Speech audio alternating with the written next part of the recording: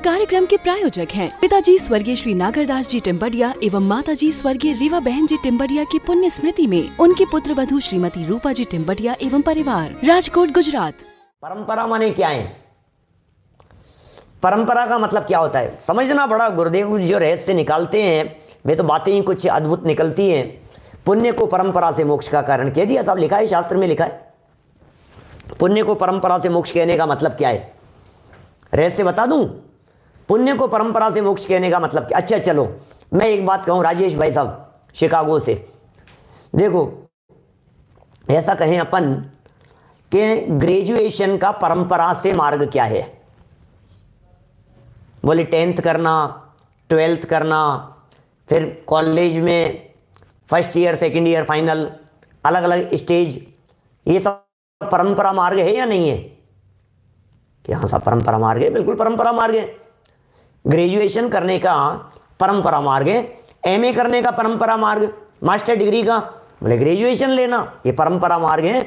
लेकिन इस परंपरा मार्ग का मतलब ये है कि उस क्लास को क्रॉस करते चले जाना, तब परंपरा मार्ग बनेगा। उसको चिपका के नहीं बैठना तो परंपरा मार्ग नहीं बनेगा। भाई 10th क्लास को परंपरा मार्ग कहा तो 10th क्लास छोड़ करके 12th की तरफ बढ़ना, 12th को परंपरा मार्ग कहा तो 12th को छोड़ करके आगे बढ़ना, ग्रेजुएशन को परंपरा मार्ग कहा तो उसे छोड़ करके आगे एमए की तरफ बढ़ना। समझ में आ रही है? उसको क्रॉस करके आगे बढ़े तब तो परंपरा मार्ग कहलाए, और उसमें बैठा रहे तो फिर परंपरा कैसे कहलाएगी वो? तो जहां जहां जनागम में पुण्य को परंपरा मोक्ष मार्ग कहा गया हो, जहां जहां जनागम में शुभ भावों को परंपरा मोक्ष का हेतु कहा गया हो, उसका अर्थ यह समझना चाहिए कि ये शुभ भाव छोड़कर मुक्ति की प्राप्ति होती है, ये पुण्य छोड़कर मुक्ति की प्राप्ति होती है, ऐसा अर्थ होता है उसका। अब इसका अर्थ इस तरह का लगाया जाता है, नहीं नहीं पुण्य से होती है भाई साहब, पुण्य से होती है भाई साहब, तो पुण्य को लेकर के बैठे रहो, क्या होगा? माने दुनिया यदि ये लेकर के बैठे, नहीं नहीं साहब 10th क्लास के बिना होती नहीं है। अरे 10th के बिना कोई ग्रेजुएशन थोड़ी ना होता है, 10th के बिना नहीं होता है। तो तुमने 10th पास क्यों नहीं की? नहीं नहीं 10th के बिना ग्रेजुएशन कैसे होगा, मैं तो 10th में ही रहूंगा। तुमने एग्जाम क्यों नहीं पास किया? कि नहीं मैं 10th में, 10th के बिना कैसे जाऊंगा मैं, 10th के बिना होता ही नहीं ग्रेजुएशन। मेरे को बतलाया था एक बार, इसलिए तो मैं बार बार मैं 10th का एग्जाम देता हूँ हर साल। क्या कर रहा है तू? हर साल 10th का एग्जाम दे रहा है। 10th के बिना नहीं होता का मतलब क्या है? 10th पार करनी पड़ेगी। तो शुभ भाव को परंपरा मोक्ष का हेतु कहा, इसका मतलब क्या है कि शुभ भाव से नहीं, शुभ भाव को छोड़ करके पुण्य को मोक्ष का हेतु कहा गया। इसका अर्थ पुण्य मोक्ष का हेतु नहीं है, पुण्य को छोड़ करके ये मोक्ष का हेतु है। ये समझना पड़ेगा इन सब बातों को। ये बहुत गजब गजब की बातें हैं भाई साहब, ये कुछ अद्भुत रहस्य हैं जिन्हें समझे बिना ख्याल में नहीं आएगा आपको कुछ भी बात। लक्ष्य तो मुक्ति का ही होना चाहिए। चलिए तात्पर्य पढ़ लिया क्या अपन ने? तात्पर्य पढ़ते हैं। देखिए, लक्ष्मी की प्राप्ति, विद्या की प्राप्ति और स्वर्गादिक एवं परंपरा से मुक्ति प्राप्ति का कारण भी पुण्य ही है। मैंने इसलिए इतना स्पष्टीकरण किया भाई साहब, इसलिए किया इतना स्पष्टीकरण क्योंकि मुझे मालूम है जब पुण्य को परंपरा से मोक्ष का कारण कह दिया जाता है ना, तो हमारे कई लोगों को ये बात जचती नहीं है। हमारे साथी कही है, यार पुण्य को ही कह रहे हो यार मोक्ष का कारण, आप तो शुभ भाव को ही मोक्ष का कारण कह रहे हो। कि नहीं, मोक्ष का कारण तो नहीं कह रहे, परंपरा से कह रहे हैं। अरे तो भी परंपरा से आप कैसे उसे कारण कह रहे हो? अरे भाई सुनो तो सही, परंपरा से जो कारण कहा गया है उसका अर्थ भी समझ लो, उसका भाव भी समझ लो, कहना क्या चाहते हैं, उसका मतलब जो है परंपरा से का मतलब ये है कि वो छूटेगा, ये है परंपरा का मतलब। ये रहस्य समझ लेना चाहिए। पुण्य ही है और पुण्य का आश्रय जिनेंद्र के अभिषेक द्वारा होता है, अतः भगवान का अभिषेक पुण्योपार्जन का विशेष स्थान है। देखिए इसको भी मैं और बात कह सकता हूँ आपसे, पुण्योपार्जन का विशेष स्थान है, इसका मतलब भी मैं आपको बतलाना चाहता हूँ। ये क्या बात कहना चाहते हैं? पुण्योपार्जन का विशेष स्थान माने क्या है? पुण्योपार्जन का विशेष स्थान माने आपको मौका मिलेगा, पुण्योपार्जन का विशेष स्थान माने आपको ये मिलेगी बात कि जिनवाणी सुनने का प्रसंग मिल गया। पुण्योपार्जन का विशेष स्थान का मतलब आपके ऐसी कर्म प्रकृतियां बन जाएगी जिसके कारण समूह शरण में जाकर के विराजमान हो जाओगे दिव्य ध्वनि सुनने के लिए। उसके लिए भी तो पुण्य चाहिए ना भाई साहब। ये जिनवाणी की चर्चाएं कान में पड़े, इसके लिए भी तो पुण्य चाहिए ना। बिना पुण्य के ये प्रकृतियां कान में कैसे पड़ेगी, ये शब्द कान में कैसे पड़ेंगे। आखिर ये शब्दावली कान में पड़ रही है तो उसके लिए भी तो कुछ तो होना चाहिए। क्यों साहब, ये जो शब्दावली कान में पड़ रही है, ये जिनेंद्र देव के वचन कान में पड़ रहे हैं, ये भगवान की बातें, भगवान बनने की बातें, ये हमारे कान में कर्णेंद्रिय का विषय बन रही है, तो आखिर ये क्यों बन रही है। ये बातें कर्णेंद्रिय का विषय बन रही है, इसका मतलब ये है कि पूर्व में कोई ना कोई उत्कृष्ट जाति का पुण्य किया होगा। क्या पुण्य किया होगा, कैसे पुण्य किए होंगे कि तीर्थंकरों के शरीर को स्पर्श किया होगा, तीर्थंकरों के अभिषेक की, जन्माभिषेक की अनुमोदना की होगी। क्या हमने अपने हाथों से श्री जिनेंद्र देव का प्रक्षाल किया होगा। इस तरह से कुछ ऐसी कर्म प्रकृतियां बंधी होगी भाई साहब। इसके बिना इस तरह की कर्म प्रकृतियां नहीं बनती है। कुछ ना कुछ तो ऐसा किया होगा। आपके अंदर में ये फीलिंग जरूर आई होगी कि यार ये कोई धन्य है भैया, धन्य अवसर है कि हम साक्षात जिनेंद्र देव के चरणों में आ गए, धन्य अवसर मिल गया है कि हमें प्रभु की भक्ति करने का अवसर मिल गया है, धन्य अवसर आ गया है कि हमें साक्षात जिनेंद्र देव की पूजन करने का अवसर मिल गया है। तो ये सब जो परिणाम उत्तम आए थे, इसके लिए तो मिला होगा, इसी वजह से तो मिला होगा यार, नहीं तो कैसे मिलता। माने ये जो पुण्य की जरूरत की बात कह रहा हूं मैं, बिना पुण्य के आपको मनुष्य पर्याय नहीं मिली है, बिना पुण्य के आपको जैन कुल नहीं मिला है, बिना पुण्य के आपको जिनवाणी सुनने का अवसर नहीं मिला है। इसलिए आप जहां आज खड़े हैं, जिस जगह तक आ गए हैं, इसके लिए पुण्य के योगदान को नकारा नहीं जा सकता है। बिल्कुल योगदान है पुण्य का, लेकिन ध्यान रखना अटकना मत, बस सीधी सी बात है। यहां पुण्य का पूरा पूरा योगदान है, लेकिन अटकना मत। अटके और मरे, अटके और मरे, ये समझ लीजिए आप। अटकने के स्थान बहुत हैं, गलतियां करने के स्थान बहुत हैं, इसलिए गलती से भी गलती नहीं हो जाए हमारे द्वारा। हमारे को जो ये पुण्य के उदय से मिल गया है, इसकी विराधना मत करना, बस इस चीज का तिरस्कार मत करना, ये बात कहना चाहता हूं। कभी जिन मंदिर जाने का अवसर बने, उसका तिरस्कार मत करना। अरे क्या करना है, कर रखे हैं, तब बहुत कर रखे हैं दर्शन, नहीं दर्शन नसीब नहीं होंगे, ऐसा पाप बांध लोगे आप, मालूम है आपको। भविष्य में जिनेंद्र देव के दर्शन नहीं मिलेंगे, आपने ऐसा पाप बांध लिया। भावना भाव, हाँ नहीं जा पा रहे हैं, परिस्थिति है, समय नहीं मिल पा रहा है, दर्शन तो कर रहे हैं, लेकिन किसी जगह पर विशेष रूप से हम नहीं जा पा रहे हैं। मान लीजिए ऐसी स्थिति बन गई, हम नहीं जा पा रहे हैं, अब 2 मंदिर के कर लिए, तीसरे मंदिर के नहीं कर पा रहे हैं दर्शन, अब समय थोड़ा सा ज़्यादा हो रहा है, जल्दी ट्रेन पकड़नी है, फ्लाइट पकड़नी है, वो एक अलग मैटर है, उसका निषेध नहीं करता मैं।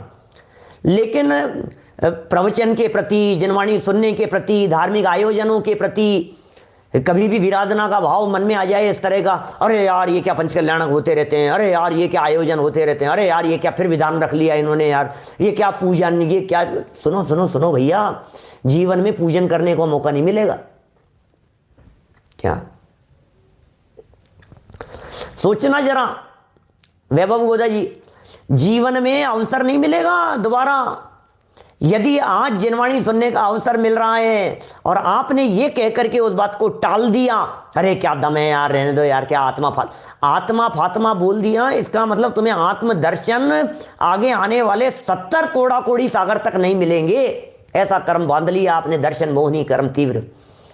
बी अलर्ट, सावधान रहो, चूक मत जाना, गलती नहीं हो जाए, मनुष्य पर्याय मिल गई है, बर्बाद नहीं हो जाए। ध्यान रखना, जिनवाणी मिल गई है, विराधना नहीं हो जाए। ध्यान रखना, जिन मंदिर मिल गए हैं, विराधना नहीं हो जाए। ध्यान रखना, जैन कुल मिल गया है, इसकी विराधना नहीं हो जाए, क्योंकि ये जिस पुण्य के उदय से प्राप्त हुए हैं, तुमने यदि उसकी विराधना की, तुमने यदि उसका वर्णवाद किया, तो दोबारा नहीं मिलेगा। यही तो है, और क्या है। क्योंकि दोबारा यदि तुम चाहोगे मुझे मिल जाए तो फिर कहेंगे अच्छा तुम्हें पहले मिला था तब तुमने क्या किया था। ऐसा होता है ना। अब जैसे मान लीजिए बच्चे को मोबाइल दिलाया, बच्चे ने तोड़ दिया, बच्चे को खिलौने दिलाए अपन ने, उसने तोड़ दिया, और फिर कहता है कि फिर दोबारा दिलाओ। मैंने तेरे को पहले दिलाई थी तब तूने क्या किया, फेंक दिया था उसको। तेरे को फुटबॉल दिलाई थी ना हमने बिना लेदर वाली, तो क्या किया तूने फिर उसका, तूने उसको हाथ में पेचकस लेकर के उसके अंदर ऐसे ऐसे ठोक दिया, उसको छेद कर दिया तूने, उसके अंदर बिगाड़ दिया तूने उसको। अब कहता है मेरे को फुटबॉल दिलाओ, मेरे को फुटबॉल दिलाओ। बोले तूने पहले वाली का क्या किया था। हाँ पहले वाली तो चली गई थी, वो तो नहीं है, अब तो मेरे पास में अब नहीं चाहिए मेरे को, कि नहीं अब नहीं मिलेगी तेरे को। जब तेरे को पहले दिलाई थी अब तब तूने उसकी कीमत नहीं समझी, तब तूने उसकी वैल्यू नहीं समझी, और आज तू दोबारा फुटबॉल मांगने की बात कर रहा है। तेरे को बैट दिलाया था, तेरे को बॉल दिलाई थी, तेरे को गेम दिलाए थे, तेरे को खिलौने दिलाए थे। जब कहते हैं अपन रोज घरों में इस तरह की बातें होती है, आज नहीं तो कभी हुई होगी, 10 साल पहले हुई होगी किसी के जीवन में, 25 साल पहले ऐसी घटनाएं घटी होगी। बच्चों को कहा होगा, पड़ोस में देखा होगा, चाचा के बच्चों को कहा होगा, भतीजों को कहा होगा, पोते पोतियों को कहा होगा। ऐसी बातें तो चलती है ना। ठीक इसी तरह से आज आपको ये बात कह दी गई कि तुम्हें पुण्य के उदय से ये जैन कुल मिला है, और तुमने कर दिया हाँ मिल गया होगा यार, जैन कुल क्या हो गया, तो नहीं जैन है, हाँ कौन सा मंदिर जाना है, क्या करना है। सुनो सुनो सुनो, अब जब दोबारा तुम कभी किसी दूसरी योनि में होंगे और ये भावना भाओगे काश मैं मनुष्य बन जाऊं, नहीं बनेगा। देवलोग तरस रहे हैं काश मुझे मनुष्य पर्याय की प्राप्ति हो जाए, यार मैं मनुष्य बन जाऊं, बोले नहीं बनेगा। असंख्यात असंख्यात भाव देव पर्याय के धारण करे और मनुष्य पर्याय उनको मिले नहीं, बोले नहीं मिलेगा। कि क्यों, कि तुझे पहले मिला था, उस समय तूने इस मनुष्य पर्याय में जिन धर्म की आराधना नहीं करके वीराधना की थी, बोले बर्बाद कर दिया था तूने, दोबारा तुझे प्राप्त करने का कोई अधिकार नहीं है, कोई अधिकार नहीं है तुझे दोबारा। अब क्या कहें, मजाक बना रखा है भाई साहब। मजाक में भी कभी इनकी अवहेलना नहीं करना। प्रक्षाल की बात कही गई, कर लो, मजाक नहीं बनाना। बड़े भाग्यशाली हैं भाई साहब, इन हाथों को कब अवसर, साक्षात जिनेंद्र देव को स्पर्श करने जैसा अवसर मिल रहा है। प्रक्षाल का मतलब क्या है, प्रक्षाल किसे कहते हैं, जिनेंद्र देव को स्पर्श करने का अवसर मिल रहा है आपको, भगवान को छूने का अवसर मिल रहा है। मैं तो पहले ऐसा तक भी बोल देता था कि भगवान से गले लगने का अवसर मिल रहा है। बोलो, बड़ी बड़ी विशाल प्रतिमाएं, खड़गासन प्रतिमाएं, आप उनसे हाथ मिलाने का अवसर मिल रहा है। विवेक जी बोलो, प्रक्षाल करने का मतलब भगवान से हाथ मिलाने का अवसर मिल रहा है, भगवान के चरण छूने का अवसर मिल रहा है। कैसी बातें लगती है हमारे को, गजब है भाई साहब, गजब गजब की बातें हैं, अद्भुत अद्भुत तरह की बातें हैं। सुनिए, यहाँ पुण्य का भी विशेष स्थान है, अतः पुण्य का भी विशेष स्थान है, ये बात हमने यहाँ पढ़ ली है। इसी भाव को पुष्ट करती हुई एक योगेंद्र देव की भी गाथा मिलती है। योगेंद्र देव ने भी कुछ इसी प्रकार की बातें यहाँ कही गई है। देखो क्या कही है, आरंभे जिणेहा विथये सावज्यम भणन्ति दंसणम तेण जिमई मलियो इच्छुण काइयो भंती। इसका तात्पर्य ऊपर के तुल्य ही है, इसका तात्पर्य ऊपर के तुल्य ही है। मतलब जैसा ऊपर कहा था कि वह विशेष रूप से पुण्य बंधन होता है, जिनेंद्र देव को स्पर्श करने वाले का कुछ विशेष भाग्य होता है, ये बात ऊपर कही गई थी। चलिए आगे कहते हैं, समंतभद्र कृत स्वयंभू स्तोत्र वासुपूज्य स्तुति के अंदर वे कुछ और विशेष बातें कहते हैं। क्या बातें हैं जरा देखिए।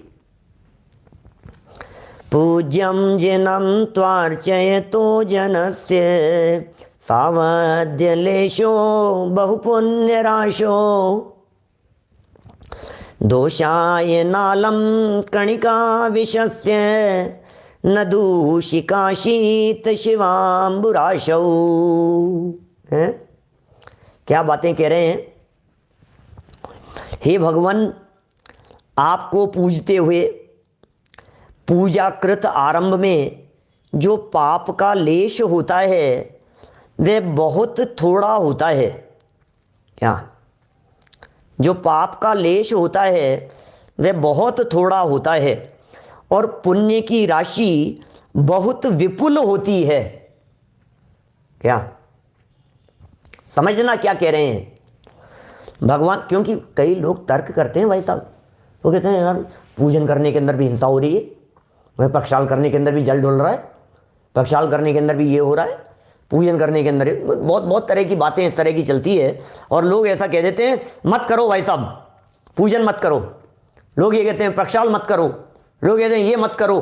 तो आचार्य देव यहाँ कह रहे हैं भाई, भगवान कह रहे हैं भगवान ही भगवान आपको पूजते हुए पूजा कृत आरंभ में जो पाप का लेश होता है, हमें मालूम है पाप का लेश होता है, पूजा के आरंभ में आपका लेश होता है। क्या जो आरंभ का लेश होता है वह बहुत थोड़ा होता है और पुण्य की राशि बहुत विपुल प्राप्त होती है। समंत भद्राचार्य देव ने लिखा है इस तरह का, समंत भद्राचार्य देव ने लिखा है कि विपुल पुण्य की राशि होती है। और इसके लिए एक एग्जाम्पल दिया है, बड़ा सुंदर एग्जाम्पल दे करके यहाँ चर्चा की है। वो एग्जाम्पल ये दिया है, ये कह रहे हैं जिस प्रकार शीतल जल से भरे हुए समुद्र में, समुद्र है निर्मल जल से भरा हुआ है, शीतल जल से भरा हुआ है, उस जल से भरे हुए समुद्र में एक विष की बिंदु आपके पूजन द्वारा पुण्य समूह में पूजन कृत आरंभ जनित पाप का असर नहीं होता है। ओहो क्या कह रहे हैं, अरे थोड़ा बहुत यत किंचित, यदि यत किंचित कुछ ऐसा हो भी गया हो, मान लो थोड़ा बहुत पाप राशि जैसी ऐसी यदि थोड़ी बहुत कुछ बात भी हो गई हो, चिंता मत करना, समुद्र में बूंद बराबर है, फर्क पड़ने वाला है भाई साहब, इससे कुछ होने वाला नहीं है। नहीं तो दुनिया ऐसी बातें कहने लग जाएगी, चार चार समय प्रवचन कर रहे हो पंडित जी, इतना बोलते हो आप, बोलने से भी तो हिंसा होती है, लो मत करो। अरे पंडित जी आप क्या लाइट का प्रयोग करते हो, ओ हिंसा होती है। अरे पंडित जी क्या करते हो आप, माइक का प्रयोग करते हो, माइक में कितनी हिंसा होती है, इसमें कितनी हिंसा होती है, इंटरनेट कैसे बन रहा है, बिजली कैसे बन रही है, इलेक्ट्रिसिटी कैसे बन रही है, कहाँ कहाँ की बातें दुनिया भर की चलेंगी, आप सोचो तो सही जरा। माने मैं आपको कुछ विशेष कहना चाहता हूं, मैं आपको यह कहना चाहता हूं कि इसकी एवज में पुण्य बंध रहा है या नहीं, विशेष जाति का सातिशय पुण्य बंध रहा है या नहीं, तो ये छोटा मोटा पाप, ये पाप नहीं गिना जाता है। पूजन करते समय होने वाला जो थोड़ा बहुत आरंभ है, उस आरंभ को नहीं गिना जाता है। दोषाय नालम कणिका विशस्य, अरे दोषाय नालम कणिका विशस्य, कितना स्पष्ट समंत भद्राचार्य देव ये कह रहे हैं। समुद्र में, अरे विशाल समुद्र में एक बूंद जहर की गिर भी जाएगी तो पता ही नहीं लगेगा, खत्म हो गया वो, तो बेअसर हो गई है वो, ये बात यहाँ कहना चाहते हैं। चलिए और देखिए जरा यहाँ क्या कह रहे हैं,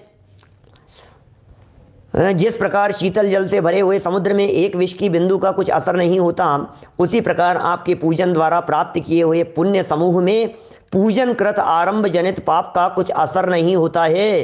अर्थात अमृत समुद्र में जिस प्रकार विष की बूंद, अमृत समुद्र में जिस प्रकार विष की बूंद कोई असर नहीं करती, वैसे ही पूजा के विषय में किया गया पाप का लेश भी कुछ असर नहीं करता। ओहो, उसी तरह से पूजा के विषय में भी लगा लेना चाहिए, कुछ असर करने वाला नहीं है, पाप का लेश मात्र भी फर्क पड़ने वाला उसमें नहीं है। यहाँ यह ध्यान देना चाहिए कि पूजा में कम से कम आरंभ हो। अब देखो कितना बैलेंस की बात करते हैं, मुझे इतना अच्छा लगता है महाराज साहब के सानिध्य में, इतना अच्छा लगता है क्योंकि बहुत बैलेंस रख करके बात करते हैं। मैंने कहीं ऐसा नहीं रो भैया तो पूजन करो, दमादम पूजन किए जा रहा है, और प्रक्षाल अभिषेक की बात हो रही है तो दमादम अभिषेक किए जा रहा है। नहीं भाई नहीं, गलत फहमी नहीं, ऐसा गलत काम नहीं होना चाहिए भैया। यहाँ जो बात कह रहे हैं उसको योग्य रीति से आपको समझना चाहिए कि क्या बात कही जा रही है। यहाँ ये कहा जा रहा है कि सुनो भाई, आप आरंभ ज़्यादा मत करो, बैलेंस रखो, थोड़ा सा, थोड़ा बहुत हो जाए वो गिनती में नहीं है, बहुत ज़्यादा करने के लिए तो हम भी नहीं कहते हैं, लेकिन अब आप इसकी एवज में भक्ति बंद कर दो, आप नृत्य ही बंद कर दो, आप संगीत ही बंद कर दो, आप गाना ही बंद कर दो, तो ऐसा थोड़ी ना चलेगा। आप गाओ भी, संगीत भी लो, आप उपवास भी करो, आप व्रताधिक भी करो, आप भोजन भी करो, मर्यादा का करो, शुद्ध सात्विक करो, ये सारी बातें होनी चाहिए, होती हैं, ऐसा कहना चाहते हैं। माने कितना अधिक बैलेंस रख करके यहाँ बातें कही जाती है, बहुत विचारणीय बातें हैं। देखिए, पूजा में कम से कम आरंभ हो, ये मस्ट है, कम से कम आरंभ होना चाहिए, कम से कम आरंभ होना चाहिए, जितना संभव हो सके उतना अपने आरंभ को कम रखने का प्रयत्न किया जाना चाहिए। चलिए आगे चलते हैं अपन। प्रश्न, भगवान की मूर्ति को वेदी में विराजमान है क्या? अब ये बड़ा गजब का प्रश्न उठाया है, माने लोग उठाते हैं इस तरह के प्रश्न। भगवान तो वेदी में विराजमान है, अब क्या करें बोलो, अब क्या करना है? अब तो ठीक नहीं है, भगवान तो विराजमान है वेदी पर। बोले नहीं नहीं नहीं, ऐसा नहीं। सुनो भैया, भगवान की मूर्तियां जो है ये तो वेदी पर विराजमान हैं, वे नग्न अवस्था मुनि मुद्रा को लिए हुए हैं, और दिगंबर संप्रदाय में मुनियों के लिए स्नान का सर्वथा वर्जन है। क्या सर्वथा वर्जन है उनका? मुनिराजों के लिए स्नान का निषेध है, स्नान का निषेध है। एक जल की बिंदु में असंख्य जीव माने, तो जिन प्रतिमा को जल से अभिषेक क्यों किया जाता है, इस कारण अभिषेक नहीं करना चाहिए। लो, ख्याल में आ रही है बात? इस कारण अभिषेक नहीं किया जाना चाहिए। प्रश्न तो है, लग रहा है ऐसा नहीं होना चाहिए। देखो जवाब लिख रहे हैं। उत्तर, भगवान की प्रतिमा होती है त्रयोदश गुणस्थानवर्ती अरिहंत की, न कि छठे गुणस्थानवर्ती मुनि की। उनके मूल गुणों में एक ऐसा मूल गुण है जो यावत जीव स्नान त्याग रूप है, माने उसके त्याग रूप है, इसलिए उस बात को ऐसा नहीं लगाना चाहिए। तो मुनिराजों की बात थी, और मुनिराजों के जीवन में इस तरह का मूल गुण होता है। अभी इस संबंध में और कुछ विशेष कहते हैं, जरा वो देखिए, इसका जवाब सुनिए। कहाँ आ गए यार, थोड़ा सा क्या है, थोड़ा मोबाइल में पढ़ रहा हूँ इसलिए।